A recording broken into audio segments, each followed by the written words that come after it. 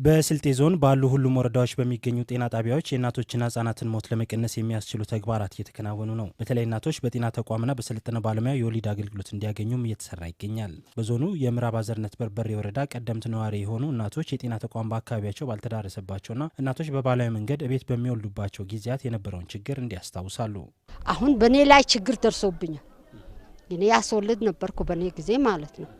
አንድ ሴትያ ሰራ አስወልዳት ልጁ አንገቱን ይዞብኝ ማጠና ልጁ ሲሞት ሽንቱ ለቆብኝ ልጁ ሞት። በብዙ ጊዜ በኋላ ስትወልድ በጣም ችግር ሲፈጥርባት ወደ ሌላ ሆስፒታል የመሄድና ሕክምና የማግኘት ሁኔታዎች ይኖራሉ። በቤት በመውለድ ብዙ ችግር ነበረ።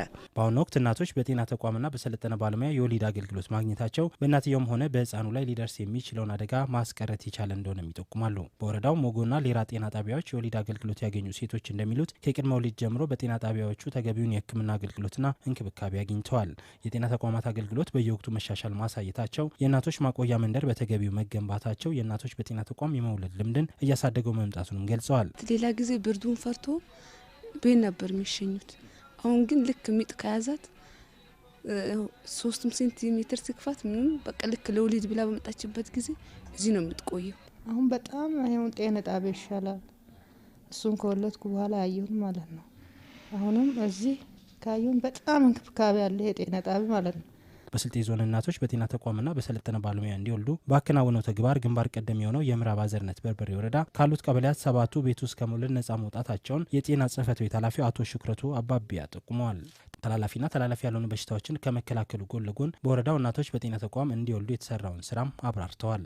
በእናቶችና ህጻናት ሞት ቅነሳ ላይ ሁለቱን ማቀናጀት መሄድ እንዳለብንና ከዚህ በፊት ተዘናግቶ የነበረው የጨቅላ ህጻናት ሞት ከፍተኛ ቁጥር የነበረውን እሱን ለመቀነስም በዚህ አጀንዳ ላይ እየሰራንና እንደዛውም የወሊድ አፈጻጸም ከፍ እያለ የመጣበትና አሁን ባለንበት ደረጃ ላይ የህጻናትም የእናቶችም ሞት የቀነሰበት እንደሆነ ነው የሚታየው። የስልጤ ዞን ጤና መምሪያ ኃላፊ አቶ አብዲ አወል ህብረተሰቡ በጤና ተቋም የመገልገል ጥቅሙን የተረዳ መጥቷል። በተለይ እናቶች በጤና ተቋም የሚያገኙትን አገልግሎት በመገንዘብ ሁሉም የዞኑ አካባቢዎች ቤት ውስጥ ከመውለድ ነጻ ለማድረግ የሚደረገውን ጥረት እያገዘ መሆኑን ጠቁመዋል። በዚህም በ6 ወር አፈጻጸም በሰለጠነ ባለሙያ የወሊድ አገልግሎታችን 106% ነው እንደ ዞን።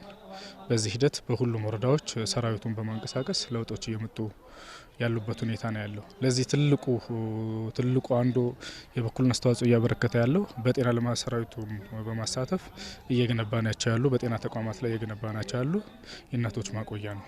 በዚህ ተጠቃሚው ቁጥርም እየጨመረ ነው። መምሪያው በጤና ተቋም ብቻ እናቶች እንዲወልዱ ያስቻሉ ወረዳዎችን ተሞክሮ በመቀመር ወደ ሁሉም የዞኑ አካባቢዎች ለማዳረስ እየሰራ እንዳለም ኃላፊው አስረድተዋል። በዞኑ ምዕራብ አዘርነት በርበሬ ወረዳ ካሉ 3 ጤና ጣቢያዎች 2ቱ ህብረተሰቡን በማስተባበር ያስገነቡት የእናቶች ማቆያ ቤቶች ግንባታ ተመርቀውም ጉብኝት ተካሂዶባቸዋል።